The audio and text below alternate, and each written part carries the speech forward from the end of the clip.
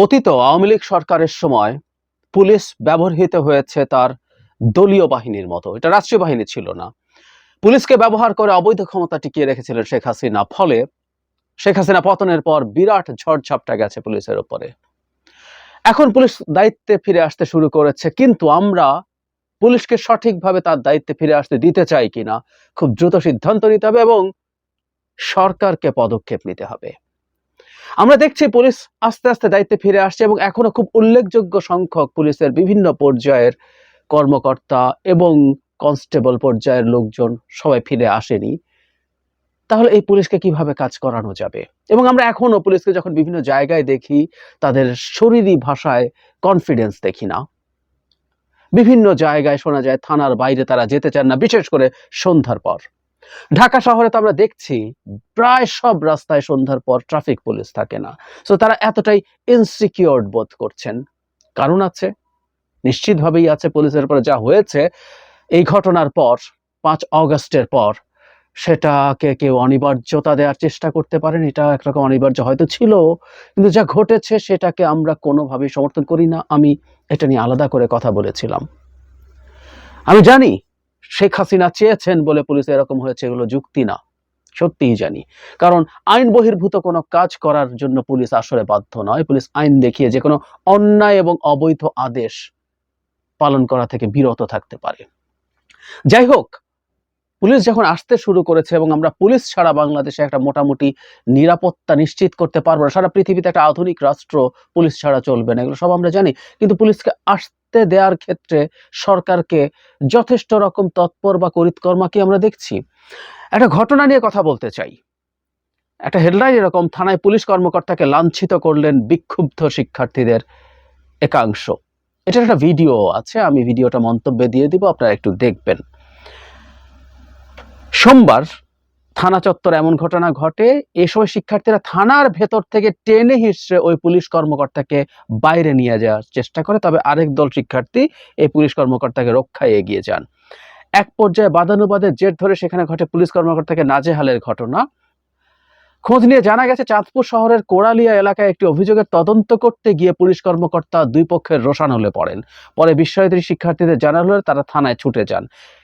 তারপরে এ নিয়ে কিছু কথাবার্তা আছে, চাপা উত্তেজনা আছে, দাপ্তরিক কাজ চলছে, ইত্যাদি ইত্যাদি। এরপরেই একটা নিউজ এসছে, সেটা হলো চাঁদপুরে যে ঘটনা ঘটেছে সেখানে সেই পুলিশ কর্মকর্তার কাছে ক্ষমা চেয়েছেন শিক্ষার্থীরা।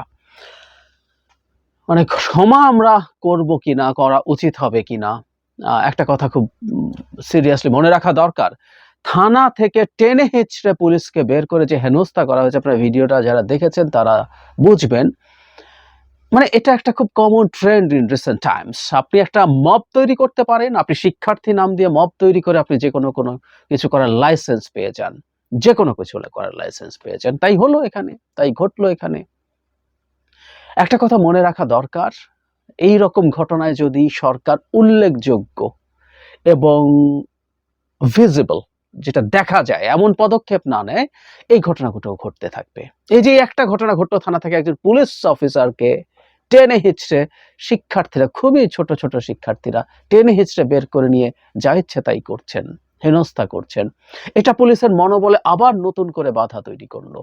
মনোবল তৈরি হওয়ার ক্ষেত্রে পুলিশ কিন্তু কনফিডেন্ট না হলে এই দেশে তার দায়িত্ব পালন করতে পারবে না। এই দেশ না, কোনো দেশেই সে তার দায়িত্ব পালন করতে পারবে না। কারণ পুলিশের দায়িত্ব আর সবার চাইতে আলাদা। সে অপরাধীকে কনফ্রন্ট করে।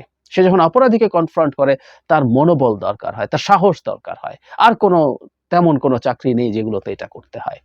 যে কোনো পর্যায়ে তার কাজই মোটা দাগে পুলিশ নন অপরাধীকেও ফেস করে। নন অপরাধীও পুলিশের কাছে যেতে হয় নানান সাহায্যের জন্য, নানান কাজের জন্য। এই যে আমরা ট্রাফিক পুলিশকে ফেস করতে হয়, কিন্তু মূলত তারা ডিল করেন অপরাধী এবং অনেক ক্ষেত্রে অনেক বড় বড় অপরাধীকে নিয়ে। সুতরাং বাংলাদেশে একটা যদি আইনশৃঙ্খলার পরিস্থিতি যদি উন্নতি ঘটাতে হয়, তাহলে সেটা করতে হবে। যে কথাটা বলছিলাম যে ক্ষমা চাওয়া কি যথেষ্ট? তারা ক্ষমা চেয়েছেন, আমি এটুকুকে অ্যাপ্রিসিয়েট করি, কারণ তারা বুঝতে পেরেছেন। কিন্তু আমি মনে করি এই ধরনের অপরাধের ক্ষেত্রে শাস্তিমূলক ব্যবস্থা নেওয়া দরকার। শাস্তিমূলক ব্যবস্থা নেওয়া দরকার। যার উপরে ঘটনা হয়েছে তিনি নিজে মামলা না করতে পারেন, কিন্তু এই রকম অন ক্যামেরা ঘটা ঘটনা, যেটা আমাদের ডেটা আছে, এটা আমরা দেখছি, সেটার বিরুদ্ধে আমি ব্যক্তিগতভাবে মনে করি পদক্ষেপ নেওয়া দরকার, কারণ এই ক্ষমা চাওয়া পরবর্তী ঘটনা ঠেকানোর জন্য যথেষ্ট না। আমি বর্তমান প্রেক্ষাপটে মনে করি যে এই ধরনের কাজ করলে এটা শাস্তিযোগ্য অপরাধ এবং শাস্তির জন্য সরকার ব্যবস্থা নিচ্ছে, এই রকম একটা ভিজিবল পরিস্থিতি না থাকলে পুলিশের নিরাপত্তা নিশ্চিত করা যাবে না। আমি যা দেখলাম এই কয়েকদিনে অন্তত পুলিশ যতটুকু তার দায়িত্বে এসছে, একজন পুলিশ অফিসারের এরকম হেনস্থার ঘটনা নিশ্চিতভাবে তাদের কনফিডেন্সে আবার একটা ধাক্কা দিয়েছে। এই ধাক্কা আমাদের জন্য কোনোভাবেই ভালো কিছু না। কিন্তু সরকার যদি পদক্ষেপ নেয় যে কোনো ফর্মে, আমি বারবার বলছি যে এটাকে আলটিমেটলি এটাকে ঠিকঠাক করা যায় কিনা, সেটাকে বাস্তবায়ন করা যায় কিনা জানি না, কিন্তু পদক্ষেপ নেওয়াটা আমরা দেখতে চাই। এটার জন্য মামলা হওয়া দরকার আছে।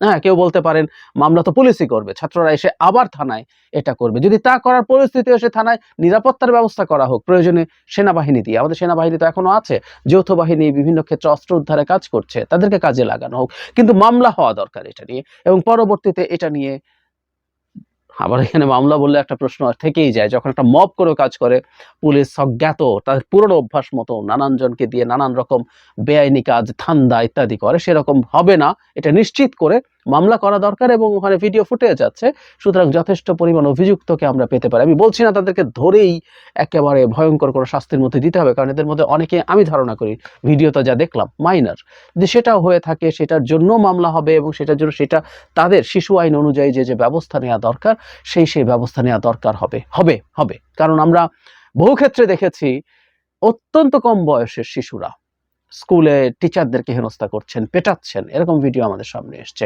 সুতরাং এই মব তৈরি সেটা যদি শিশুরাও করে থাকেন, তাদের বিরুদ্ধেও ব্যবস্থা নেওয়া দরকার ইমিডিয়েটলি, কারণ অনেক ক্ষেত্রে বুঝিয়ে বা আহ্বান জানিয়ে আসলে হচ্ছে না। ডক্টর ইউনূস গতকাল তার যে ভাষণ ছিল সেখানে আইন নিজের হাতে তুলে না নিতে আহ্বান জানিয়েছেন এবং বলছে শাস্তিও নেবেন, কিন্তু এই কথাগুলো মুখে বললে হবে না। সরকারের উচিত হবে বেশ কিছু ক্ষেত্রে পদক্ষেপ নেওয়া এবং সেটাকে মিডিয়ার মাধ্যমে ভিজিবল করা।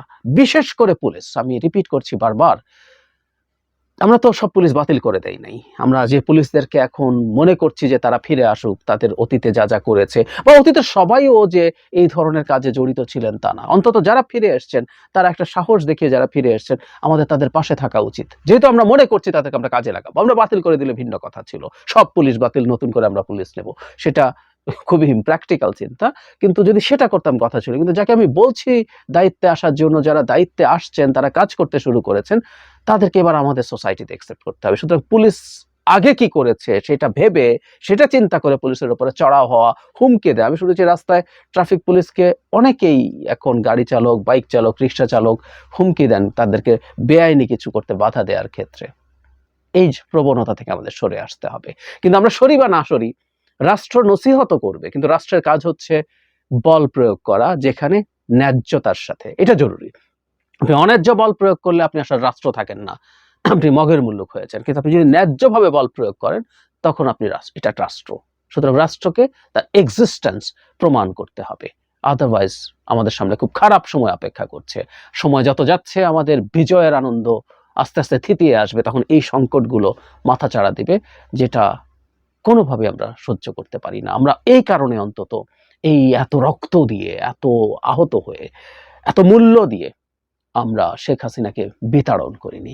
এই কথাটা আমাদের মনে রাখা দরকার। সরকারকে বারবার বলছি, মানুষের বিজয়ের আনন্দ থিতিয়ে আসেই এবং এর মধ্যেই, এই অল্প সময়ের মধ্যেই এগুলো সারফেস করতে শুরু করেছে, এবং আইনশৃঙ্খলা পরিস্থিতি যদি ঠিক না করা যায়, আর সবকিছু একেবারে ব্যর্থ হবে। আমি গত ভিডিওতেও বলেছি, সংস্কার এটা সেটা মানে সাধারণ মানুষের কাছে, সাধারণ মানুষ এগুলো বোঝেও না।